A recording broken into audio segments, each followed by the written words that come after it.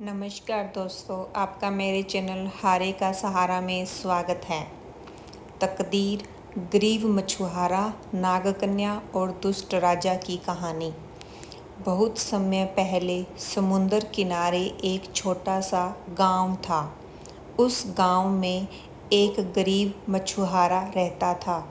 वह रोज़ सुबह सुबह अपनी छोटी नाव लेकर समुंदर में जाता और मछलियां पकड़कर ही अपने परिवार का पेट पालता। उसका जीवन बहुत साधारण था, परंतु वह दिल का नेक और ईमानदार इंसान था। एक दिन हमेशा की तरह वह समुंदर में जाल डालकर बैठा हुआ था। जब उसने जाल खींचा तो उसके भीतर कुछ अजीब चमक दिखाई दी। पहले तो उसे लगा कि कोई बड़ी मछली फंसी है, परंतु जैसे ही उसने ध्यान से देखा तो उसके होश उड़ गए। जाल में एक सुंदर और दिव्य नागकन्या फंसी हुई थी। उसकी आंखों से आंसू बह रहे थे और वह दया की भीख मांग रही थी। मछुआरा चकित था। वह सोचने लगा कि अगर वह चाहे तो इस नागकन्या को राजा के पास ले जाकर बहुत धन पा सकता है। लेकिन उसके दिल ने कहा, यह तो निर्दोष और असहाय है, इसे कष्ट देना पाप होगा। यही सोचकर उसने जाल खोल दिया और नागकन्या को मुक्त कर दिया। नागकन्या ने आभार प्रकट करते हुए कहा, हे मछुआरे, आज तुमने मुझे जीवन दान दिया है। तुम्हारी दया और नेकदिली का प्रतिफल तुम्हें अवश्य मिलेगा। तुम्हारी तकदीर बदल जाएगी। इतना कहकर वह समुंदर में लुप्त हो गई। कुछ समय बाद मछुआरे के जीवन में चमत्कार होने लगे। उसकी नाव कभी खाली नहीं लौटती थी।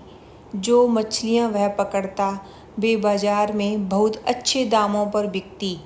धीरे धीरे उसका जीवन सुख संपन्न होने लगा। गांव वाले भी उसका सम्मान करने लगे। यह बात राज्य के दुष्ट राजा तक पहुंची। राजा स्वभाव से लालची और निर्दयी था। उसने सोचा, जरूर इस मछुआरे के पास कोई रहस्य है जिससे उसका जीवन बदल गया है। वह रहस्य मुझे चाहिए। राजा ने मछुआरे को बुलवाया और कठोरता से पूछताछ की। मछुआरे ने डरते डरते सारी घटना सुना दी कि किस प्रकार उसने नागकन्या को मुक्त किया था और उसे आशीर्वाद मिला। राजा का लालच और बढ़ गया। उसने सोचा कि अगर वह नागकन्या को पकड़ लेगा तो और भी शक्तियां प्राप्त कर सकता है। राजा ने सैनिकों को समुद्र में भेजा और नागकन्या को पकड़ने का प्रयास किया, परंतु नागलोक के नियमों का उल्लंघन करने के कारण राजा पर विपत्ति आ पड़ी। समुद्र में भयंकर तूफान उठा और राजा की सेना डूब गई।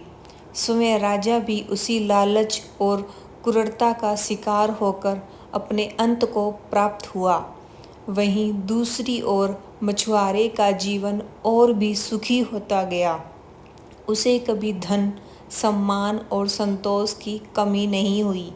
वह सबको यह शिक्षा देता रहा कि सच्चे कर्म और दया का फल अवश्य मिलता है। तो दोस्तों, आपको मेरे चैनल पर ऐसी कहानियाँ रोज़ मिलती रहेगी, तो कृपया आप मेरे चैनल को लाइक करें, शेयर करें, सब्सक्राइब करें।